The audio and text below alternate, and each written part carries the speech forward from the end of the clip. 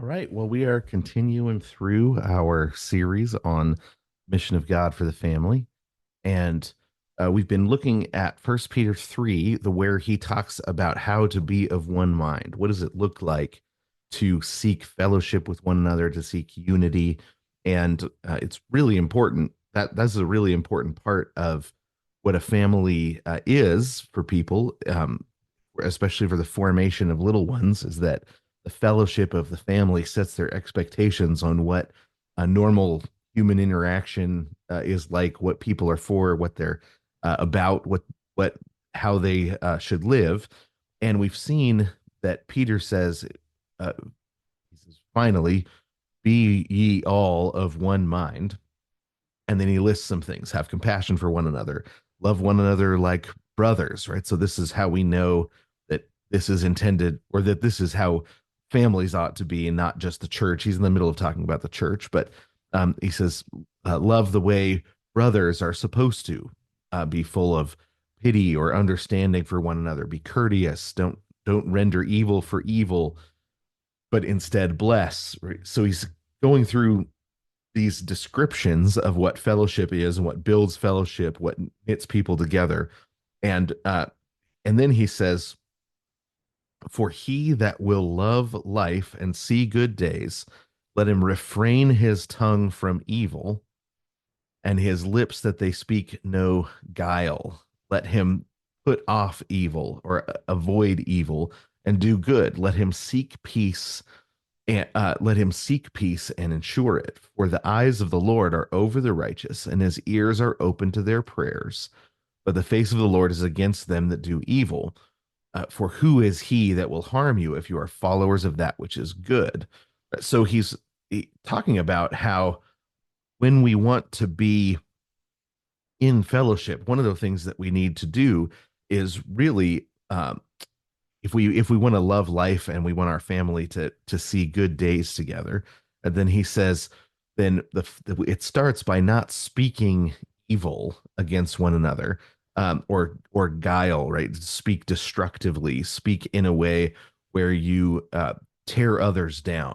And this is one of those things that is easier said than done, because we're so surrounded by a culture that, and by algorithms that benefit, that speaking guile, speaking in a way that tears people down, is actually, looks like it gets you someplace in the world, right? It looks like it's gonna um, build up your life, because you're rewarded by the algorithms, in you're you're rewarded by algorithms by speaking that way. But what Peter says is, refrain your tongue from evil, refrain your lips from speaking guile, right? That we don't tear one another down with the way we talk.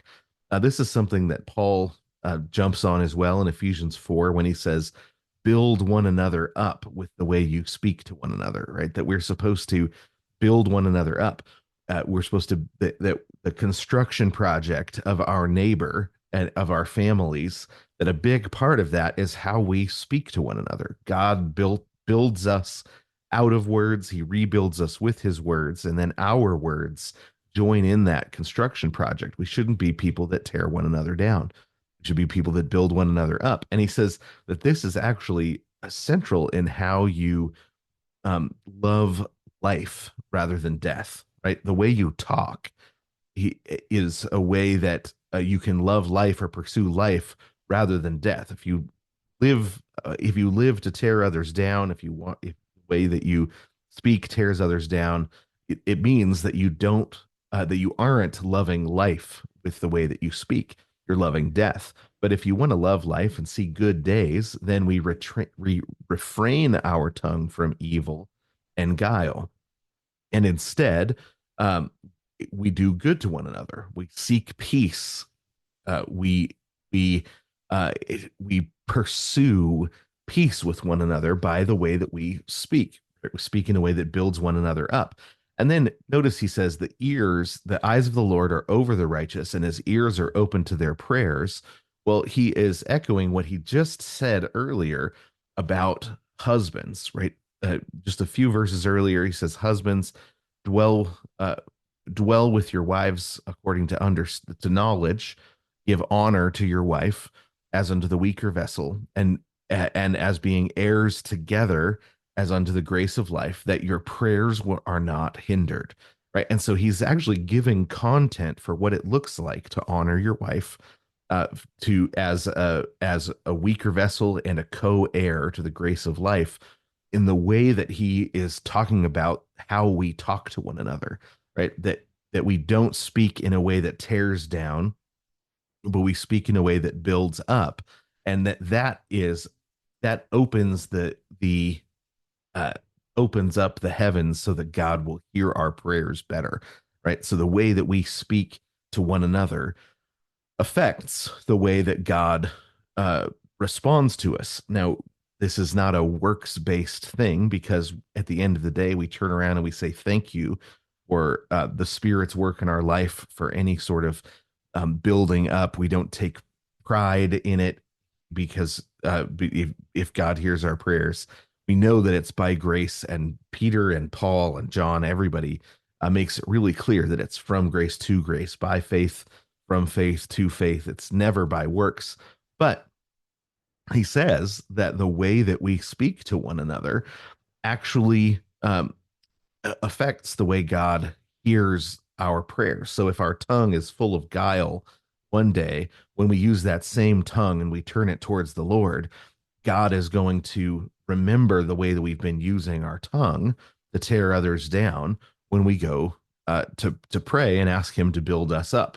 So this is a really important part. The way that we speak to one another, the way that we uh, expect to be the way people expect us to talk, right? Because we have built out a family that, if put it this way, if we have built a family that loves being in fellowship, loves being of one mind, loves being on mission together, a big part of that is that because they expect that when they come to their family, they're going to be built up there and not torn down.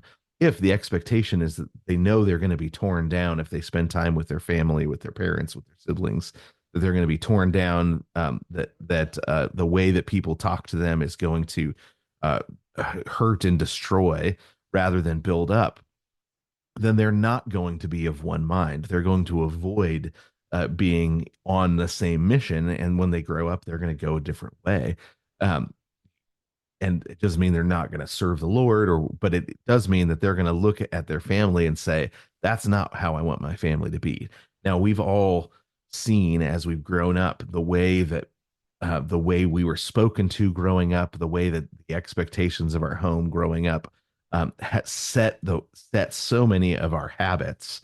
And so there's a lot that I remember when my kids were little, the number of times they did something and I went to say something and I heard the way my dad spoke to me come out of my mouth.